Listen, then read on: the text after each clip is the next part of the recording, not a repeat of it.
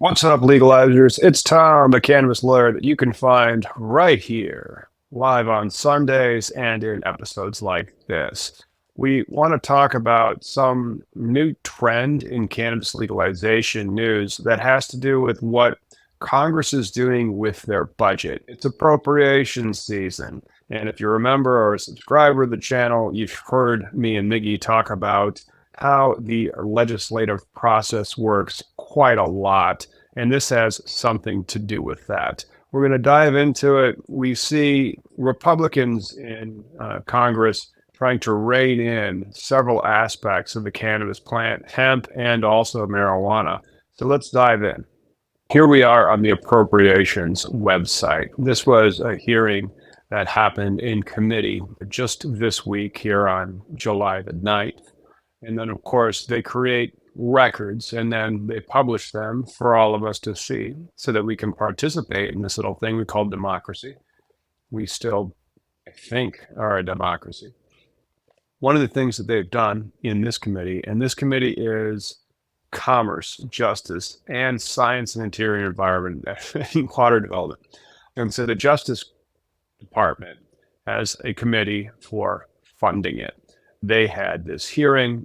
They've added new sections to the budget. Two in particular. One is an OG of cannabis law, the Roebuck or Farr amendment, as it's traditionally known. That's not necessarily what it is on an annualized basis, because as it is a section in the budget, it needs to be negotiated and renewed on an annual basis. Let's go to its markup and then discuss the things that have been passed by this committee.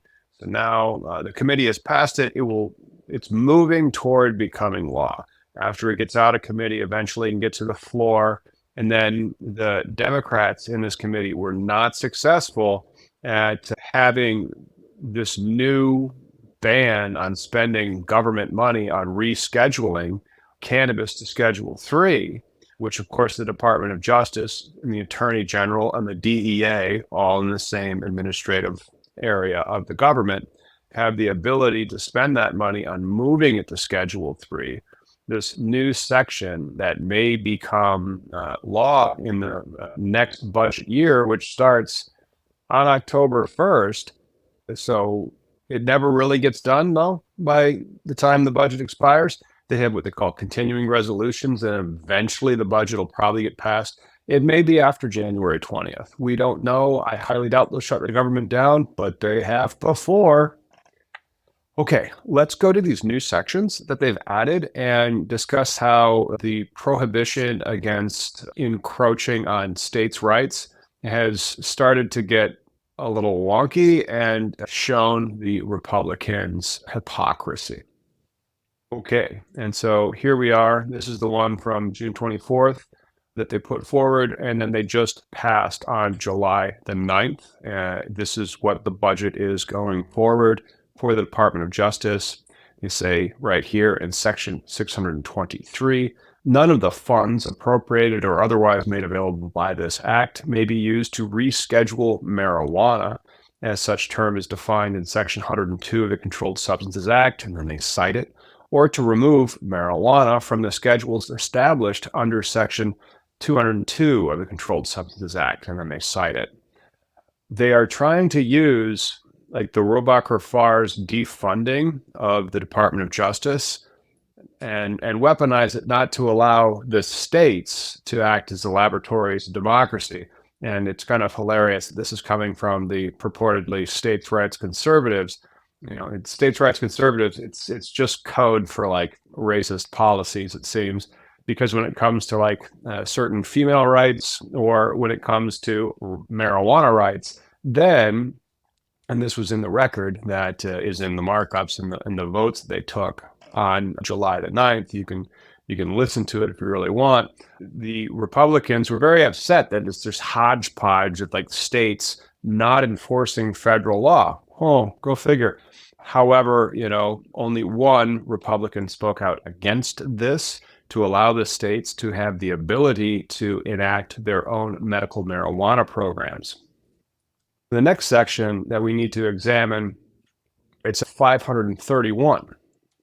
This, Section 531, is the standardly known as Roebuck or Farr Amendment that defunds the Department of Justice from enforcing the marijuana laws against states that have voted for and legalized medical marijuana. Schedule 3 marijuana, also federally legal medical marijuana, kind of moots the need for Section 531, but the rulemaking process isn't done yet. And so you can kind of see that the Republicans that have power over this process, and this is before the election, imagine after Project 2025.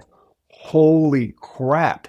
That is something that we need to look at. But first, back to Section 531. It says none of the funds made available under this act to the Department of Justice may be used with respect to any of the states of, and then it lists all 38 states, including the District of Columbia and also Guam, the Virgin Islands, Puerto Rico, the Northern Mariana Islands as well.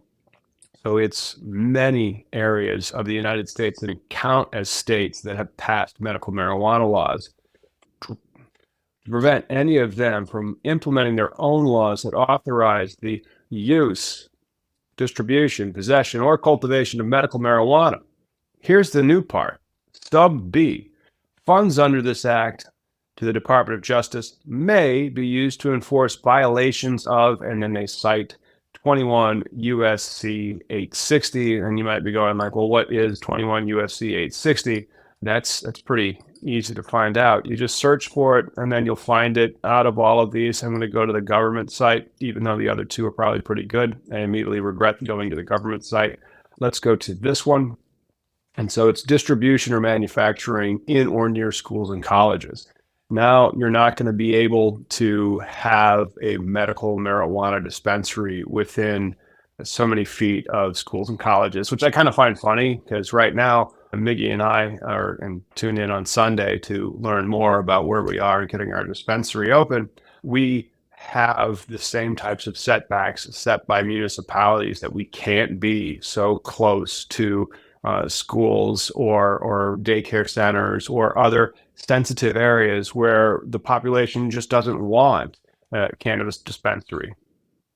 Maybe a bar or a liquor store, but not a cannabis dispensary. This isn't the first time, by the way, that this has been used to have the appropriations.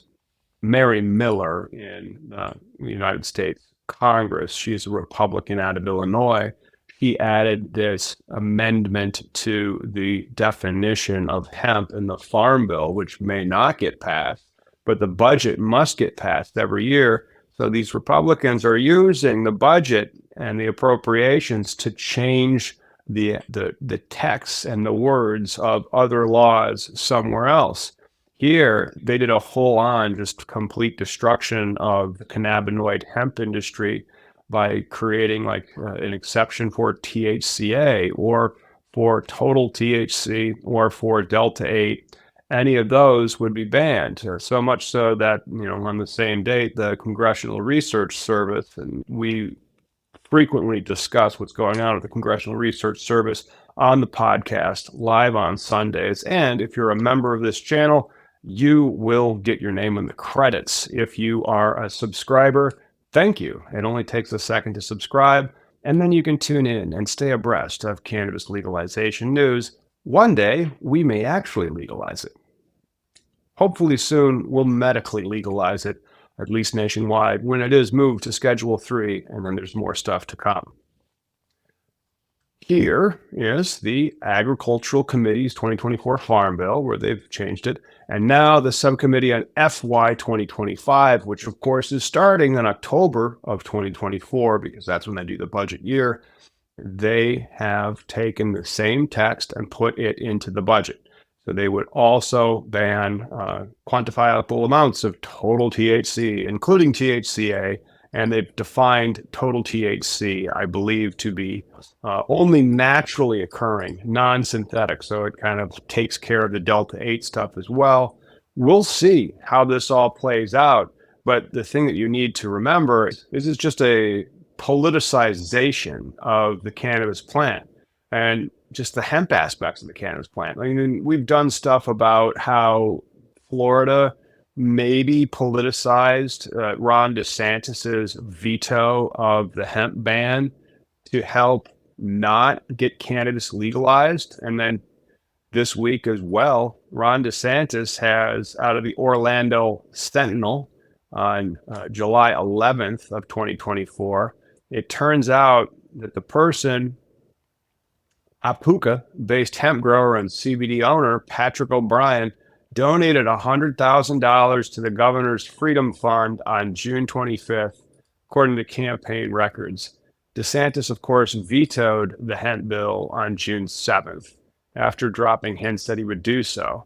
So, in this instance, it's another example of politicizing the cannabis plant for political gain. And it has nothing to do with what you think about the cannabis plant because they don't care about you. But we do, and we will continue to fight for legalizing it. You have 11 more days to file your public comment to the DEA, and we encourage you to do so. Tell them that now, because Biden is a king, according to the most recent decisions of the Supreme Court regarding presidential immunity, that he should completely deschedule it. I don't agree with that. I think you still have to follow the CSA, but well-settled law changes all the time in the United States, and you're helping make that happen by continuing to advocate for legalizing it. See you on Sundays Live and on here from time to time